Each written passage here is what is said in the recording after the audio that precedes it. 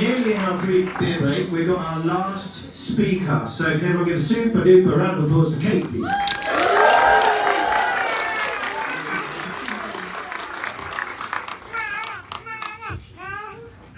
So Kate, you came to PechaKucha last time, yes. Right? Actually, wait, hold on. Is this one better? Is this one? I love this one.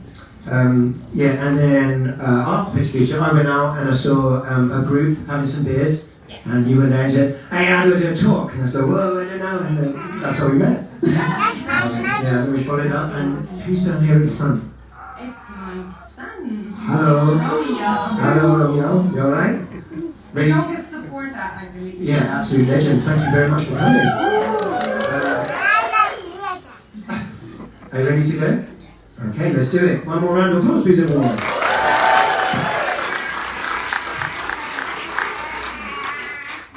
Hi, I'm Kate. I'm a visual storyteller whose dreams have all come true. Although I wish I'd been a little more specific about the scale when I was dreaming. I imagined the freedom, the travel, the creative life, but I forgot to dream about the income bucket. Still, my story has been all about holding on to dreams, even when they felt impossibly far away. I was born in Soviet Estonia. I don't remember much happiness growing up, but I remember dreaming all the time. Dreaming was my lifeline. Now, as I show you some of my childhood paintings, you notice they're all kind of grey and depressing. There wasn't a creative choice, that was literally what life looked like.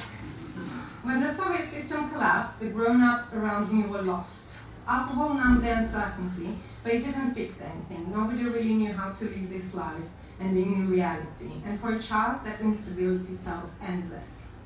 On the top of that, discrimination between Russian speakers and Estonians was everywhere. I held an alien's passport, an actual legal document that made you a citizen of nowhere. You didn't belong in Estonia, you didn't belong in Russia, you were an outsider in your own birthplace, invisible on paper and in people's eyes. Growing up like that, I learned I'd always need to work harder, study more, prove I was worthy. But if I had to fight that hard in my own country, why not to fight for my place somewhere else? Somewhere with a wider horizon than the narrow mentality I'd grown up in. In my teens, I'd stay up late, logging into webcams from Venice Beach, California. I'd watch the skaters glide past palm trees and imagine the warmth on my skin. It was like peeking into a parallel universe, one I desperately wanted to step into. But in 2016, that parallel universe became real. My husband and I crossed the US from east to west, from New York's chaos to LA's coastlines. I stood at Venice Beach in the real sunlight thinking, this was once just a grainy pixelated dream on my teenage computer screen. At 16, I got my first camera, a heavy old metal Zenith. I fell in love with the process of freezing time. I dreamed on becoming a photographer, though the top art and film schools in Tallinn rejected me. Still, I earned a BA in arts, proving that rejection wasn't the end of the story. My first full-time creative job was in a photo store. I loved being around cameras, but the shifts were long and respect was short. So I moved into hospitality for better pay, while still shooting on the side.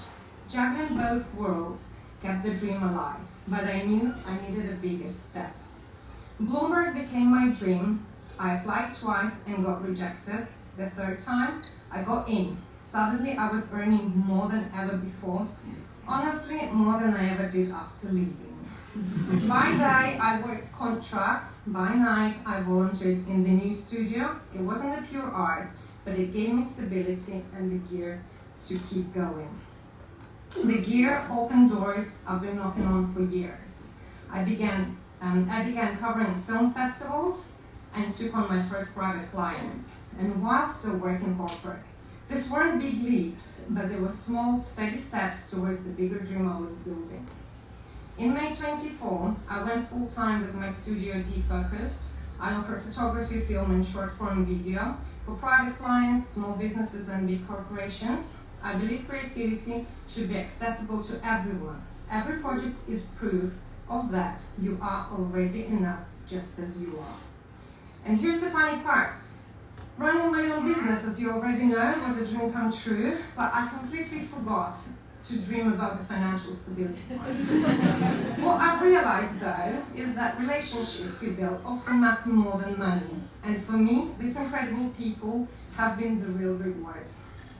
With the support of people who believed in me, I took another big step. My first solo exhibition last September, it was surreal. But nobody tells you how much organizing and late night panic it takes. But I learned my lesson, which is why I'm sharing my work digitally now here on stage at PechaKucha today with you. Thank you guys for having me.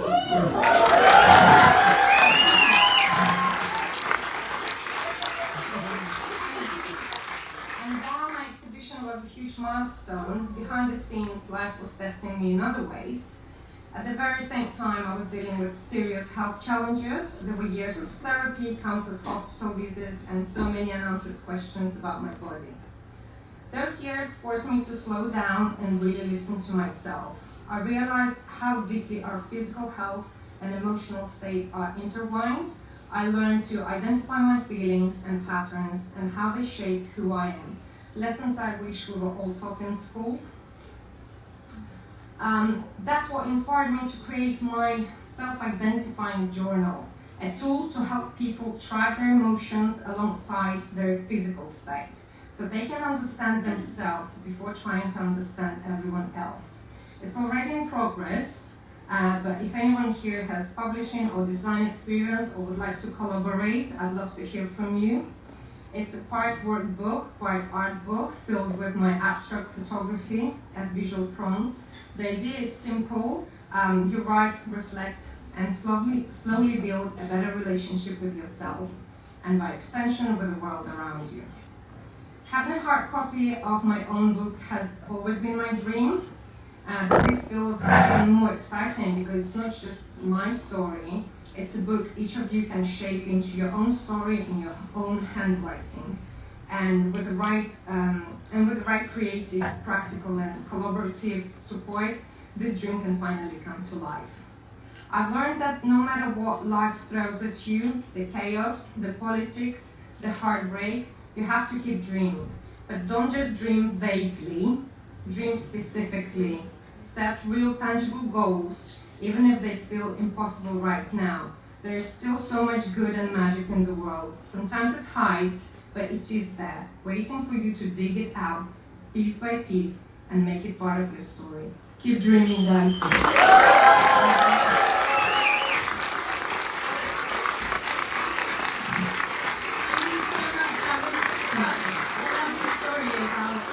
Childhood dream and actually how wonderful and magical sometimes rejection and reflection could really be to creativity and the process. So thank you very much. It's true. Thank you.